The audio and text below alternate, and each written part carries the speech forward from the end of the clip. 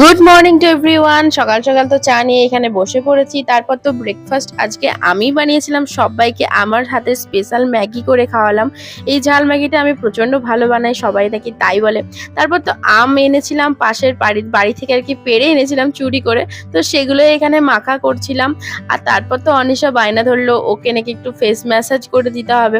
তো ওকে বসে বসে ফেস ম্যাসাজ করে দিচ্ছিলাম। আর হ্যাঁ, আমি কিন্তু আমার পার্লারে যেগুলো করে সেগুলো দেখে দেখেই ওকে করে দিলাম। আর এদিকে তো আজকে কাকুর জন্মদিন ছিল বলে আজকে পায়েস বানানো হয়েছিল, এবং দেখুন 5 রকমের ভাজা, মাছ, ওইদিকে আলু পোস্ত, বিভিন্ন ধরনের খাবারই আজকে হয়েছিল বাড়িতে। তারপর তো এখানে দেখুন আমরা একটু সন্ধ্যেবেলা বেরিয়েছিলাম, প্রচন্ড গরম ছিল।